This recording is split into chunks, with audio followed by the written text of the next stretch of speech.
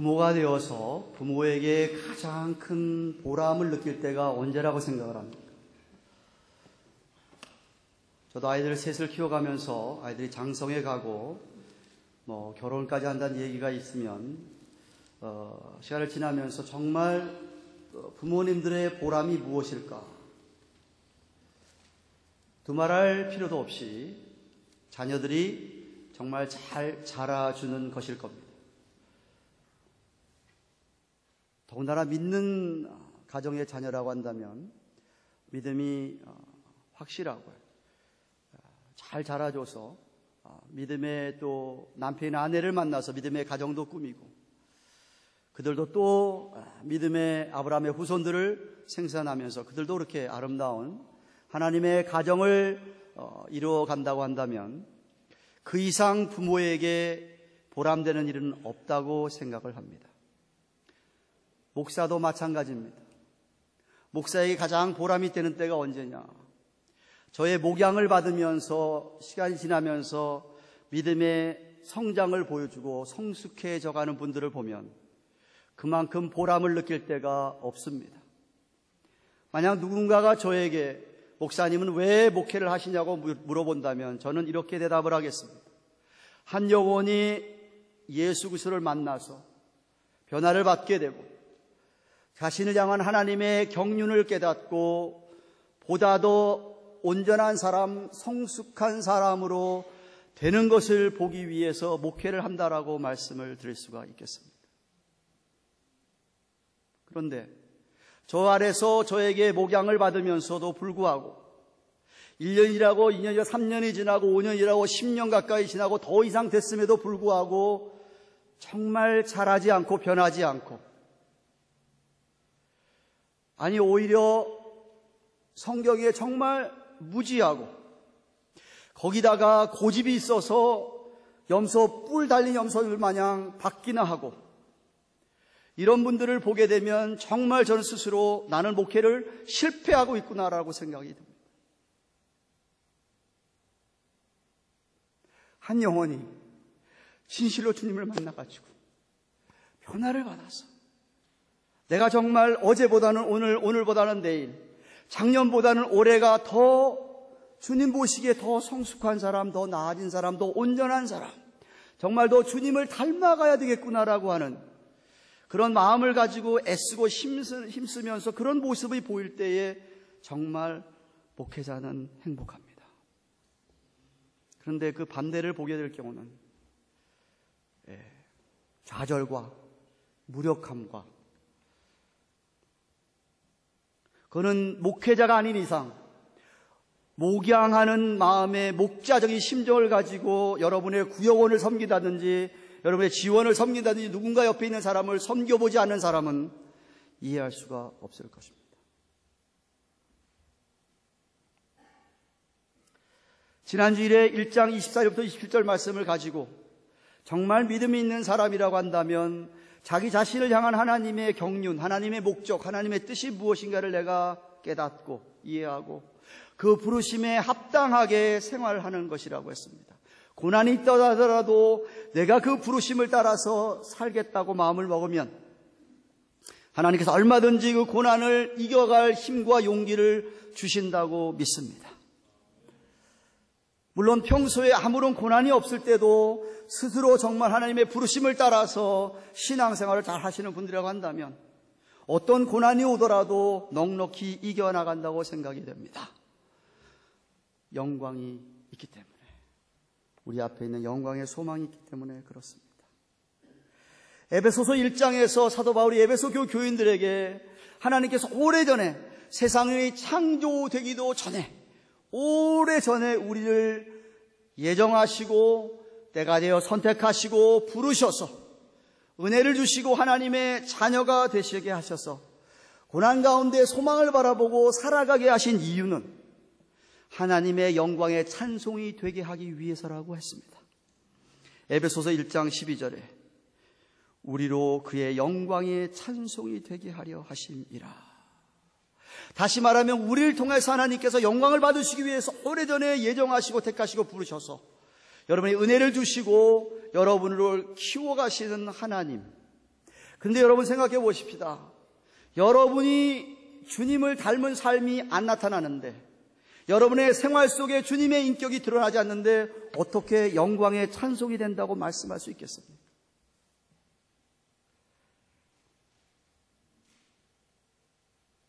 저와 여러분은 주님 부르시는 그날까지 우리의 인생과 신앙생활하는 목적은 내가 보다 더 온전해지기를, 성숙해지기를 원해야만 합니다.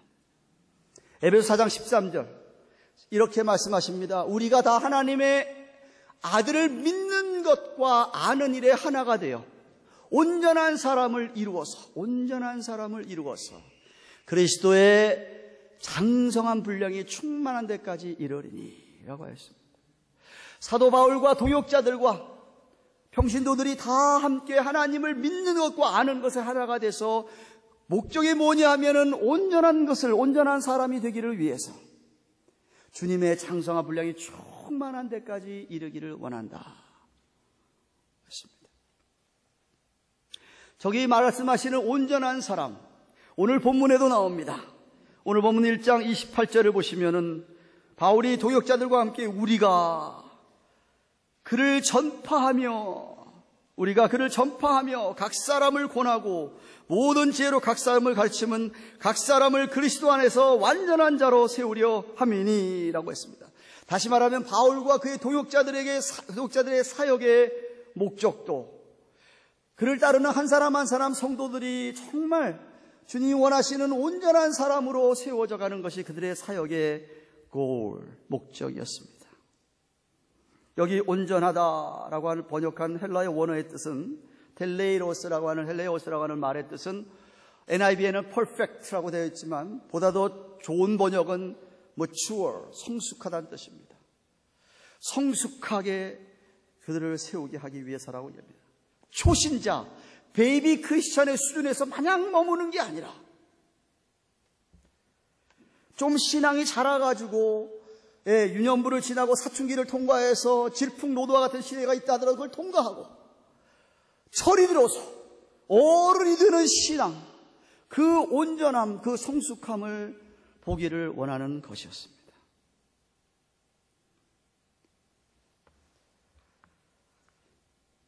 하나님께서 하나님이신데도 예수님은 하나님이셨습니다. 그런데 그 하나님께서 인간의 몸을 입고 이 땅에 인카네이션, 성육신하신 이유는 우리에게 두 가지를 가르쳐 주기 위해서입니다. 우리가 믿는 자로서 어떻게 살아야 할 것과 우리가 이 땅에서 하나님과의 관계가 어때야 되고 이웃과의 관계가 어때야 되는 것을 가르쳐 주기 위해서 우리 예수님이 친히 인간의 몸을 입고 이 땅에 오셨던 것이었습니다. 물론 저와 여러분은 죽었다 깨어나도 예수님 같이는 되지는 못합니다만은 만약 저와 여러분이 예수님이 걸어가신 족적을 쫓아서 정말 하나님의 뜻을 끝까지 이루기로 애를 쓰고 정말 주님을 본받아 살기로 그렇게 애쓴다고 한다면 적어도 우리는 예수님처럼은 못 될지언정 성숙한 장성한 어른의 신앙에는 이룰 수가 있습니다.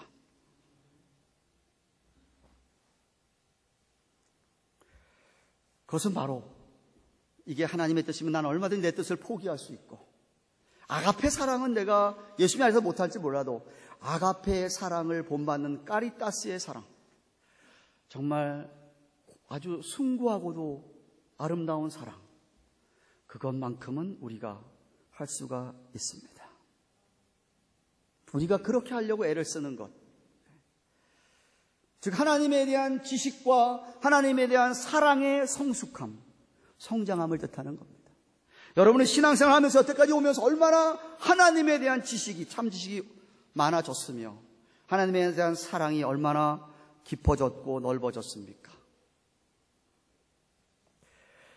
하나님에 대한 사랑과 하나님에 대한 지식은 정비례합니다. 그렇기 때문에 바울이 내가 각 사람을 권하고 모든 죄로 각 사람을 가르친다라고 말씀한 겁니다. 하나님에 대하여, 성경 말씀에 대하여서 가르치는 것이었습니다. 그래서 여러분, 성경을 정말 많이 아는 분들은 하나님을 그만큼 많이 사랑하게 되어 있습니다. 그렇게 하나님을 많이 사랑하는 사람은 우리의 형제 자매들 옆에 있는 사람들을 사랑할 수밖에 없습니다. 성경을 주신 이유가 그거라고 우리에게 말씀하셨습니다. 디모데후서 3장 16절 17절 말씀, 여러분이 너무나도 잘 아는 말씀입니다. 모든 성경은 하나님의 감동으로 된 것으로 성령께서 쓰게 하셨는데, 우리를 교훈하고 잘못 갔으면 책망하고 우리를 바르게 하고 우리를 교육하게 유익하니 이는 하나님의 사람으로 온전케 하며 라고 그랬습니다. 똑같은 텔레오스입니다. 에베소 4장 13절에 온전케 하는 것이나 이 10장 28절에 완전한 자나, 여기 지금 온전케 하나 다 똑같은 단어입니다. 하나님의 사람으로 온전케 하여 모든 선한 일을 행하기에 온전하게 하려 함이니라 그랬습니다.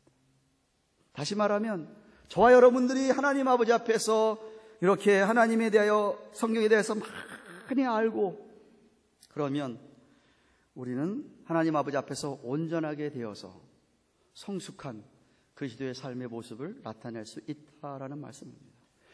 그런데 문제는 대부분의 성도는, 대부분의 교인들은 성경을 더 이상 알려고 하지를 않습니다. 성경을 배우려고 하지를 않습니다. 목사나 교육자는 어떻게든지 설교를 통하여, 무슨 제자훈련반 통하여, 양육반 통하여서, 구역모임 통해서 어떻게든지 말씀을 가르치려고 하는데 성도들은 잘 안 배웁니다. 모이는 목적은 말씀을 배우는 데 있는 게 아니라 딴 데 있습니다. 만약 온 성도들이 목마른 사슴이 갈급해서 갈증 때문에 시냇물을 찾아 헤매는 것 마냥 그렇게 만약 하나님의 말씀을 사모하신다고 한다면, 우리 가든교회 온 성도들이 그렇게 말씀을 사모하신다고 한다면 우리 교회는 이 지역의 어느 교회보다도 온전한 교회가 될 수가 있습니다. 성숙해진다는 말씀입니다. 여러분, 어린아이들이 충치가 잘생기고 많이 생기죠. 충치가 생기는 이유가 캔디를 많이 먹어서라기보다 밥을 잘 안 먹어서 그렇다고 합니다. 무슨 말이냐 하면, 밥을 주면 밥을 입안에 넣고 잘 안 삼키는 거예요. 입안에서 거리고 있는 거예요. 그 다음 엄마가 그 다음 밥 떠먹기가 너무 힘든 거예요. 우리 큰딸이 그랬어요. 밥을 안 먹어. 근데 이게 아이들이 입에서 밥을 가지고 그냥 웅웅 거리면, 빨리 안 삼켜버리면 웅웅 거리면서 쌀에 있는, 밥에 있는 당분이 어디로 가냐면 다 이빨에 끼는 거예요. 그래서 충치가 된다고 합니다. 성도들이 밥을 안 먹으려고 그래요. 밥을 안 먹으려고 그래요. 캔디만 먹으려고 그래요. 어떤 사람은 간증이나 좋아하고 예화만 좋아해. 밥을 안 먹어. 밥을, 말씀을, 성경 구절을 풀어서 이야기하려는 걸 잘 안 들으려고 해요. 그래서 이게 잘 성장하지 않는 거예요. 지금 바울이 자기가 28절에 예수님을 전파하고 권하고 가르친다라고 했는데, 여기 전하고 권하고 가르치는 요소는 설교나 성경 공부에 다 포함되어 있습니다. 또 포함되어 있어야만 하고요. 설교에 예수 그리스도에 대한 선포, 프로클레메이션이, 케리그마가 있어야 되고요. 설교에는 권하는 내용과, 그리고 설교에는 가르치는 디다케어의 내용이 있어야 됩니다. 성경 공부도 마찬가지예요. 성경 공부를 하는데 그냥 성경 지식만 들으면 그건 성경 공부가 아니에요. 바른 성경 공부가. 근데 오늘 여기 28절에 가장 재미있는 단어가 권하고라는 단어입니다. 이 권하고, 각 사람을 권하고라는 단어인데, 이 권하고라는 단어의 원어를 찾아보니까 이런 뜻이에요. 마음을, 정신을 제자리에 돌려놓다, 이런 뜻을 갖고 있어요. 마인드, 영어의 마인드라는 번역이 참 잘된 번역인데, 마인드라는 번역을 한국말로 정확한 번역을 모르겠어요. 마음, 헐트라고 할 수도 없고, 생각, 정신, 다 번역이 가능한 것 같은데, 마인드가 따로 헷갈려 있다가 제자리로 돌이켜준다, 이런 뜻입니다. 여러분이 일주일 동안 주일 하루 예배 드리고 일주일 동안 내내 세상에 부딪혀 살면서, 직장 생활하고 사업하면서 살면서 여러분의 마인드가 곁길로 한참 벗어나 있었다 이거죠. 그것이 주일날 설교를 듣고 다시 제자리로 찾아 돌아오게 한다, 이런 소리입니다. 3일 전에 오시는 분들은 3일 만에 헷갈린 거를 3일 전에 수요일 밤을 통해서 그것이 정정이 되고 고쳐진다, 제자리로 돌아온다, 이 소리고요. 매일같이 새벽 기도 드리는 분들은 매일같이 새벽마다 그것이 제대로 돌아오는 거고요.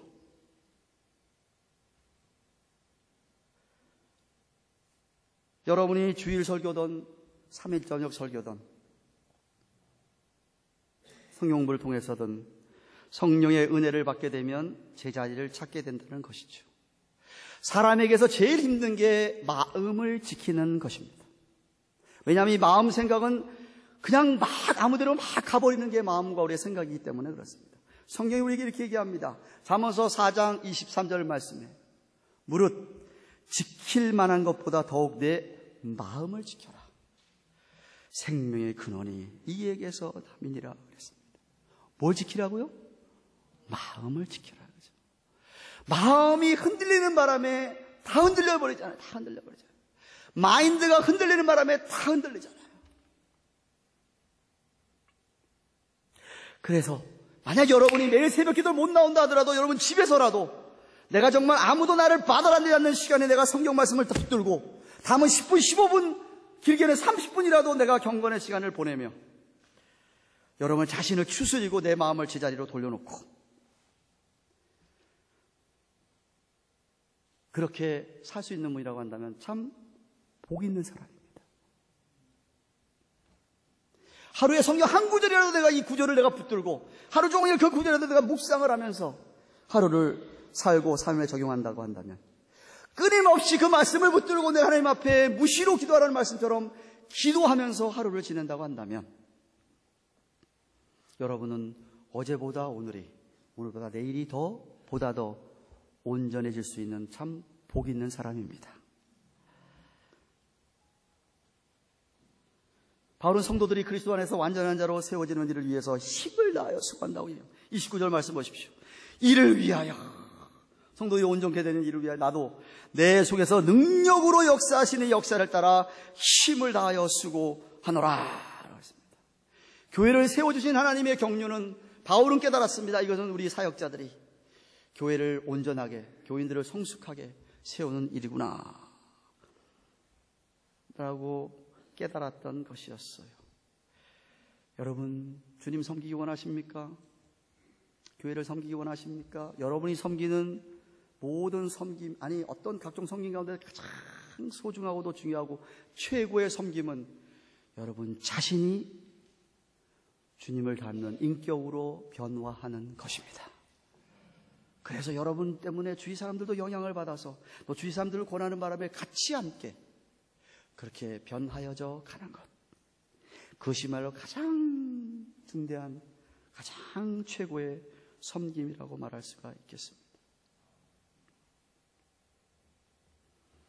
얼마든지 하나님께서는 우리의 도움이 없이도 말씀 한마디로 여러분 그렇게 확 변화시킬 수 있습니다. 하나님 우리 그렇게 하지 않습니다. 여러분 자신을 사용하기 원하고 목사를 사용하기 원하고 주위의 지도자들을 사용하기 원하고 여러분 아내나 남편을 사용하기 원해서 그렇게 다 함께 합력을 해서 여러분을 그런 사람으로 성숙하게 세워져 가기를 원합니다. 하나님 우리와 동역하기 원하시는 거예요. 왜? 그럴 때 여러분이 예수님의 마음을 읽을 수가 있습니다. 주님이 어떤 마음을 가지고 그렇게 하셨는가?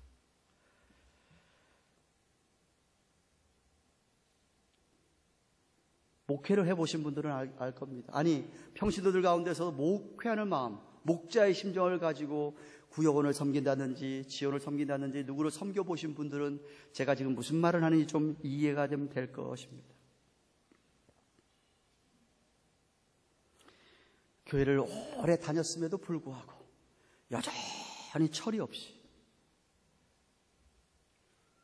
무지한 교인들, 때로는 고집만 피우는 교인들, 그들을 어떻게 해서든지 권면해가지고 좀 그들에게서 변화를 보기를 원해서 사랑을 갖다 붓고 돌보는 일은 정말 고통스러운 일입니다. 자녀들 키워보셨지 않습니까? 자녀들이 정말 여러분 마음에 딱 합당한 대로 바로 세워서 커진다고 하는 게 이게 얼마나 힘듭니까? 자식 농사가 그래서 제일 힘들다고 얘기하지 않습니까? 그래도 목사는 그래도 여러분 가운데 성숙한 성도라고 한다면 지도자라고 한다면 여러분은 그 일에 여러분이 애쓰고 힘쓰셔야만 합니다. 왜냐하면 그것이 우리 교회와 교인들을 향한 하나님의 경륜이기 때문에 그렇습니다. 교인들은 조금 은혜를 받으면 교회 일을 하기를 좋아합니다. 이것도 하고 저것도 해보려고 합니다. 좋지요. 그런데 정말 교인들이 큰 은혜를 받으면 그런 것보다도 영혼을 사랑하고 돌보는 일을 하려고 합니다. 목자의 심정을 가지고 그 영혼이 하나님 앞에서 바로 자라가기를 원합니다. 여러분, 사실 육신을 가지고 교회에 일하는 것 그렇게 어려운 일이 아니라고 저는 생각합니다. 청소하는 일, 신경 음식 만드는 일, 육체적으로 하는 거는 뭐 그렇게 어렵겠습니까? 그런데 진짜 영혼을 위해 사는 일은 어렵습니다. 쉽지 않습니다. 영혼을 섬기면서 때때로 목사가 느껴지는 게 비참함이죠. 무력함이죠. 왜 저분은 저렇게 안 변하나? 세상에 10년 이상 한 목사에게 설교를 들은 사람이, 훈련을 받은 사람이 아직도 거짓말을 하고 다니니 이게 말이 되느냐는 말입니다. 통탄을 넣으시. 뭐 했냐 이거? 한 목사가 뭐 했냐 이거?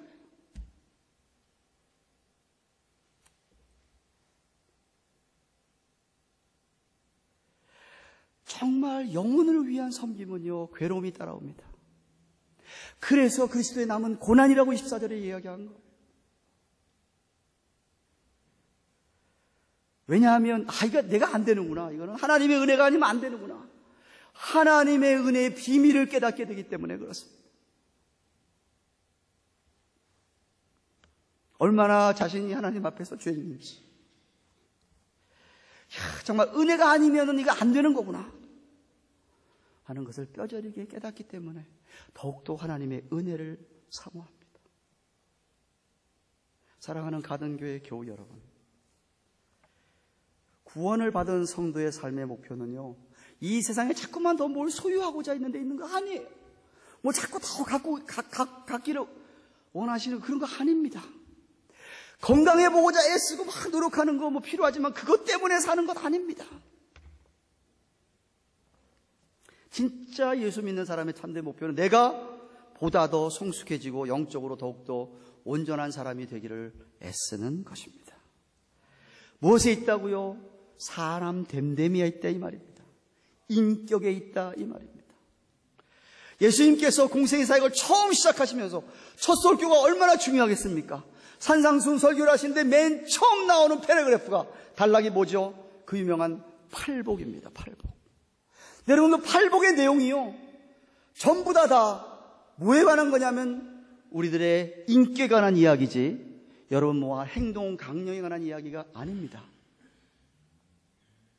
doing에 관한 이야기가 아니에요. 존재, 하나님 나라를 이루어가는 하나님 백성의 존재는 이런 존재라고 하는 존재론적인 것을 가르쳐주는 게 팔복입니다. 마음이 가난해야 된다. 심령이 가난한 사람이 된다는 거예요. 하나님 나라 백성은 심령이 가난해야 된다는 거예요. 심령이 청결, 마음이 청결해야 된다는 거예요. 애통하는 사람, 자기의 죄를 보고 애통하는 사람이어야 된다는 거예요. 다른 사람의 안타까움 보고 내가 애통할 수 있는 사람이 된다는 거예요. 하나님 나라 백성은 온유해야 한다는 거예요. 온유.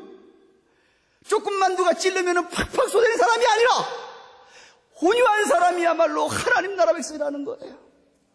하나님 나라 백성이라고 한다면 정말 긍휼히 여길 수 있는 사람, 의에 줄이고 목마른 자, 화평케 하려고 하는 사람이어야 된다는 거예요. 여러분들이 하나님 나라의 백성이라고 한다면 여러분 삶에, 여러분의 인격에 그런 모습들이 드러나야 된다는 거예요.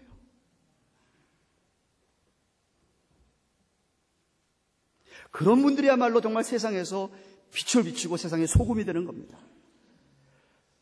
누가 정말 그런 좋은 영향을 받지요? 일을 탁월하게 잘한 사람에게 영향을 받는 것 별로 없습니다. 그러나 그 사람의 인격이 탁월한 사람, 정말 예수님 같은 그런 경지에 올라간 사람, 옆에 있기만 해도 정말 영향을 받습니다.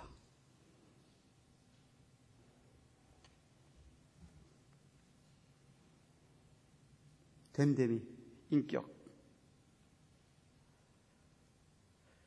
근데 그런 인격은 소유하지 않으면서, 그런 인격은 정말 조금도 없으면서 그냥 와서 일만 해보겠다고 하는 사람들, 교회 전체에 악 영향을 끼치는 것이에요. 하나님의 영광을 가려우는 것이죠. 여러분이 아마 제가 생각할 때 신앙생활 좀 해보신 분들, 이 자리에 앉으신 분들 가운데서, 신앙생활 해보신 분들 가운데서 한 사람도 예외 없이 목사나 장로나 권사나 안수집사나 집사나 교회에 소위 말해서 일한다는 사람, 그런 사람에게 그런 사람들의 인격이 문제가 돼서 실망을 받아보신 적이 다 있을 겁니다. 다 있을 거예요.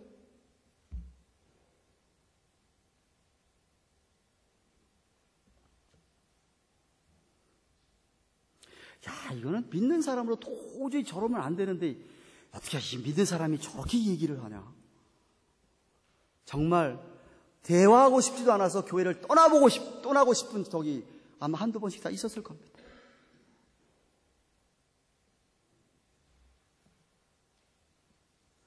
그런데 거꾸로 생각해 봅시다. 저는 확실히 믿기를, 한 목사를 포함해서 여기 앉아 계신 모든 분들이 아마 한 번 이상씩은 다 그런 실수를 해서 다른 사람 마음에 상처를 준 적이 있을 겁니다.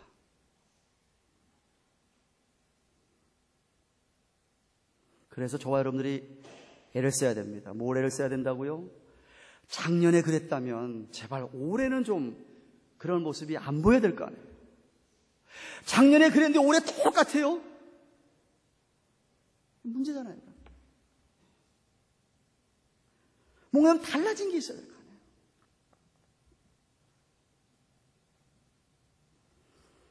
정말 내가 성숙한 사람이 되려고 여러분 힘써야만 합니다. 어떻게, 무엇으로 할 수 있을까요? 29절에 바울이 이렇게 합니다. 내 속에서 능력으로 역사하시는 역사를 따라.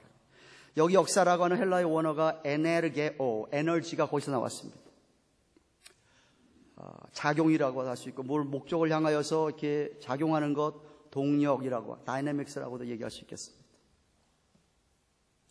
저는 그것을 하나님의 은혜라고 표현하고 싶습니다. 왜냐하면 하나님의 은혜를 정말 받은 사람 같으면 우리를 그쪽으로 몰고 갈 수밖에 없기 때문에 그렇습니다. 마땅히 우리로 하여금 그렇게 하게 하기 때문에 그렇습니다. 하나님에 대한 사랑의 감화, 그 은혜가 가슴에 가득 차면 우리는 그렇게 살고자 하는 거룩한 욕망이 생기게 되어 있습니다. 제가 존경하는 한국의 김남주 목사님은 이렇게 얘기합니다.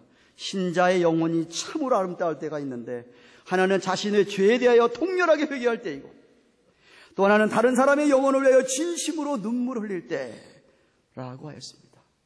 모두가 하나님의 은혜지요. 우리 안에 하나님의 은혜가 작용을 하면 우리는 스스로 주님의 인격을 닮으라고 애를 쓰기 때문에 내 자신의 죄를 회개하지 아니하고는 못 배깁니다. 그리고 정말 다른 사람을 위해서 눈물을 흘릴 수 있습니다.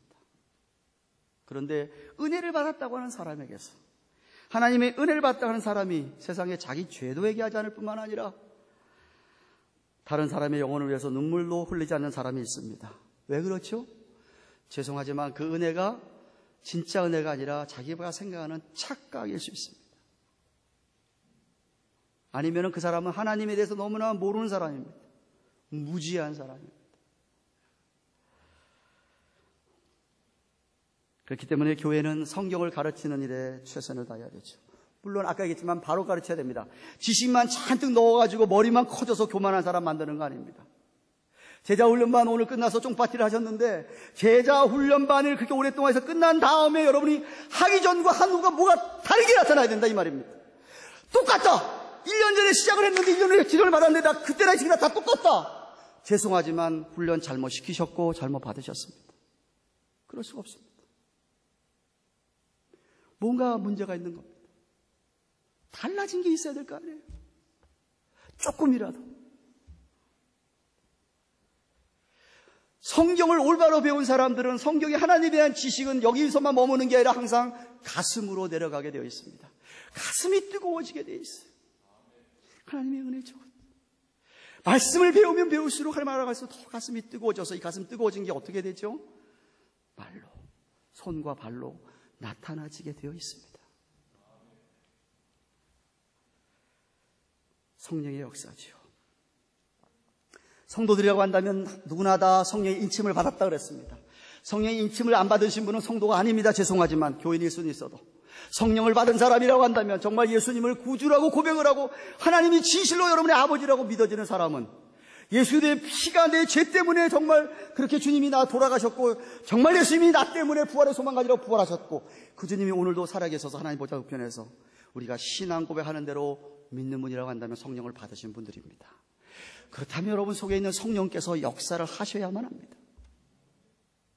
말씀을 듣고 성경 지식이 들어가면 들어갈수록 성령이 역사를 합니다. 아, 내가 이렇게 살면 안 되지. 이거 고쳐야지. 이건 아니지. 죄성을 따라 살면 안 되지. 내 안에 성령을 따라 살아야지라고 하는 거룩한 소원이 일어나게 되고, 그래서 성령을 따라 살고자 하는 에너지가 필요한데 그것은 기도가 아니면 안 되는 것입니다. 그래서 말씀과 기도가 같이 가야 하는 겁니다. 바울이 여기 뭐라고 얘기하고 있느냐면요, 힘을 다하여 수고한다고 하는데 여기 힘을 다하는 원어가 아고니조마이라고 하는데 거기서 나온 영어가 애거니예요. 애거니가 뭐죠? 번민, 고통 이런 거 아닙니까? 그러니까 고통스러울 정도로 그 일을 위해서 자기가 수고한다는 거예요. 그 일을 그렇게 해서 수고한다는 말입니다. 고난이 따른다는 이야기죠. 바로 그리스도의 남은 고난입니다. 그런데 이러한 고난한 후에는 반드시 영광의 소망이 있습니다.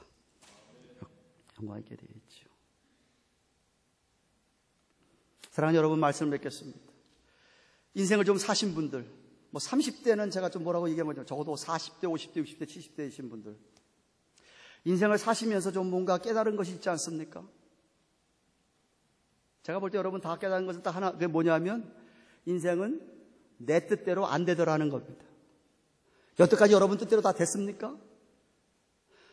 믿고 난 후에도 마찬가지예요. 예수를 믿고 났다 그래서 믿은 다음에 내가 믿음 가졌다 그래서 모든 게 여러분 뜻대로 됐습니까? 안 되죠. 이유가 있습니다. 하나님이 네 뜻대로, 네 마음대로, 네 힘 가지고 살지 말고 하나님 의지하며 살라는 거예요. 여러분, 왜 하나님이 내일을 안 보여주는지 아세요? 야, 하나님이 내일 내가 어떻게 될 걸 가르쳐주면 참 좋겠는데 내일이 어떻게 될지 아무도 모르잖아요. 왜 모르게 하시는지 아세요? 만약 여러분이 내일 내가 잘 돼 있는 모습을 본다고 한다면 여러분 하나님 의지하지 않습니다. 내일 내가 잘 되는데 뭐 하나님 필요하냐 이거죠. 만약 여러분 내일을 보는데 하나님 내일을 보여주시는데 내일 내가 어려운 일을 당했다, 밑바닥에 있다, 그럴 경우에 낙심이 돼가지고 오늘도 하나님 의지하지 않습니다. 인간이 그래요. 그래서 하나님이 내일을 안 보여주는, 근데 내일을 안 보여주고 모르게 하는 게 그게 하나님의 은혜입니다. 하나님 의지하라는 거예요. 하나님 의지하며 살라는 거예요. 하나님 의지하면서 뭐하라? 오늘 설교는 그겁니다. 하나님이 나를 향한 경륜을 좀 이루어라 이거죠. 여러분이 보다 더 성숙해져야 되고 온전해져야 된다는 말씀입니다. 여러분들은 정말 내가 보다 더 성숙해지고 온전해지기 위해서 힘을 다하여서 수고하셔야만 합니다.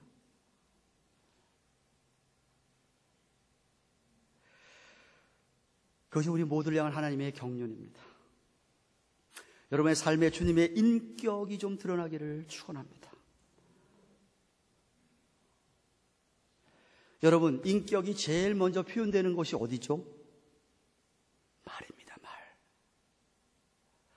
그 사람의 인격을 테스트해 보려면 어떻게 할 수 있죠? 말 좀 해보면 아, 이분이 어려운 분이구나라고 감을 잡습니다. 물론 그 사람이 하는 행동을 이렇게 잘 보아도 아, 저분이 어떤 분인가를 알 수가 있겠지만 제일 먼저 그 사람의 인격이 드러나는 것은 말입니다.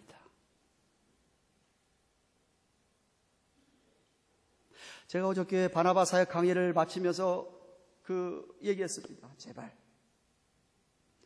말하기 전에 생각하고 말하는 훈련을 좀 해라. 그냥 생각하는 대로 그냥 말 태뱉지 말아라. 젊은 사람들이 많았습니다. 젊을 때 너희들 30대부터 그 훈련이 되어지면 내가 너희들 50대만 되면 어떤 사람이 될지 내 눈에 선하다 그랬습니다. 30대부터 그런 훈련이 된다고 한다면 남편에게 말하더라도 말하기 전 내가 좀 생각을 해보고 이 남편이 어떻게 받아들일까? 내가 말한다 하더라도 이 말을 하면 아내가 어떻게 받아들일까? 좀 생각을 좀 하고 말을 해라. 뭐 어떻게 받아들이든 안 받아들이든 내가 꼭 말을 해야 된다고 하면 그 말하는 것이 상대방이 오펜스가 된다고 한다면 죄송하지만 하고 좀 얘기를 해라. 그 얼마나 인격이 훌륭하냐. 얼마나 말 때문에 사람이 그냥 다 망치는 게 얼마나 많습니까?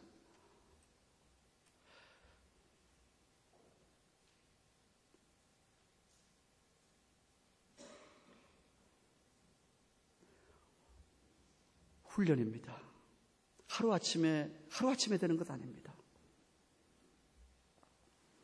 하루아침에 내가 주님의 인격을 닮은 사람이 되고 하루아침에 내가 그런 말이 되고 그런 행동이 되어지는 것 결코 아닙니다. 쌓여져야만 합니다. 그래서 제가 젊은 분들에게 도전합니다. 여러분에게 정말 우리 교회의 앞날의 기대가 여러분에게 있습니다. 젊었다고 생각하실 때부터 훈련을 해서 여러분의 그런 인격을 쌓여가 보십시오. 교회의 부흥은요, 한순간입니다. 얼마나 많은 사람들이 그런 주님의 인격을 닮은 성도들을 기다리고 기대하고 바라고 있는 줄 아셔요? 교회에서 그렇지 못한 사람들에 대해 상처만 당해가지고 그 상처투성이만 가지고서는 이 교회 저 교회 따지는 교인들이 얼마나 많습니까? 만약에 여러분들이 우리 가든교회에 정착한 여러분들이 정말 내가 노력을 해서 오늘부터라도 내가 노력을 해서 말씀 훈련을 받고 설교를 귀담아 듣고 성경 공부를 하고 해서 경건 시간을 하고 해서 여러분의 인격이 조금씩 주님을 닮은 사람이 되어간다고 한다면 가장 기뻐하실 분이 우리 하나님이시고 정말 영광의 찬송이 되는 분들입니다. 정말 우리 교회에 300명의 기도원 용사를 달라고 제가 20년 전부터 기도했습니다. 300명의 그런 인격자만 있다고 한다면 더 이상 올 필요가 없습니다. 교회. 세계 선교 다 합니다. 다 하죠. 여러분 자신을 돌아보고 적어도 제가 바라기는 작년보다는 올해가 좀 나아야 되지 않겠습니까? 지난달보다 12월달보다 1월달 벌써 넷째 주인데 좀 나아진 게 있어야 되지 않겠습니까? 바라보고 사십시오. 주님을 바라보고. 말씀과 기도 아니면 곤란합니다.